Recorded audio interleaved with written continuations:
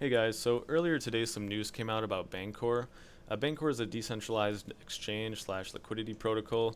Basically what the news was some exploit came out with their smart contracts, and it allowed anyone to take advantage of their approved spends or your approved spends. And so what an approved spend is, it's basically anytime you want to use a DApp or a DEX that needs to access your tokens or ERC20s, you have to allow them to spend these ERC20s. So if I went to Uniswap or Kyber Swap to say exchange 10 DAI to 10 KNC, well, I would first have to allow them to spend my DAI, and then I would have another transaction, which is the transaction that's actually trading the DAI for the KNC.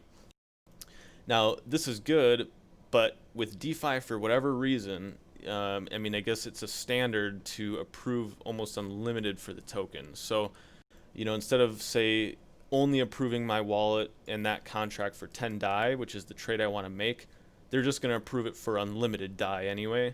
And I think this is the reason they do this is because basically next time I want to trade, it's already approved. So I don't have to send another transaction as I would if I only approved the 10 DAI. Otherwise, it can get more costly because you're doing two transactions instead of one for every trade you do, and it's just extra time you're waiting for another transaction to confirm. So anyway, there's this cool tool by the 1inch exchange guys they made. It's called approved.zone. Once you go to it, you'll just have to load up your MetaMask wallet or whatever wallet you use.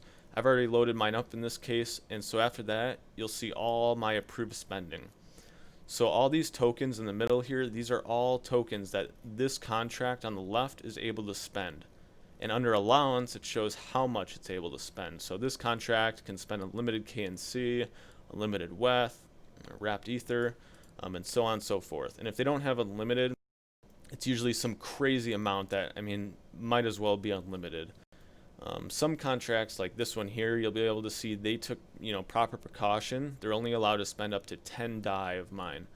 So this is good for security, but next time I want to use this contract, whatever it is, I'd probably have to allow it to spend a little more DAI, so it's just another transaction, more money, a little more time. So the next step really to remove all these is you can either decline for the contract for each of these contracts, or if you know which individual assets you want to decline access to, you can go and click them specifically. Or if you just want to remove every contract from allowing to spend any of your tokens, you can simply just hit the decline all button.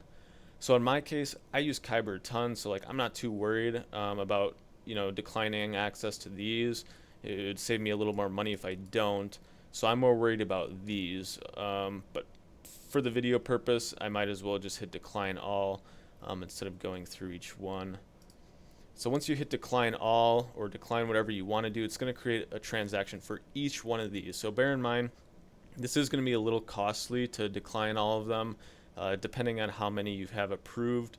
So for me, I've got 31 transactions here, all between 20 to 30 cents. So at the end of the day, this is going to cost me about $9, just so I can, deny access to all these contracts from spending my tokens.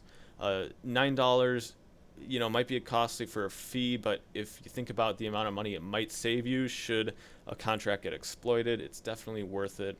I'm just going to reject all these for the video, but that's pretty much all you have to do. And once you've declined all of them, then those contracts aren't able to spend any of your tokens. So this is always something good to keep an eye on every couple of weeks, whatever. Make sure that you're not, allowing access to contracts that you no longer use or don't have a need for, just because it kind of adds an extra security hole that might be taken advantage of eventually in the future. So thanks, guys.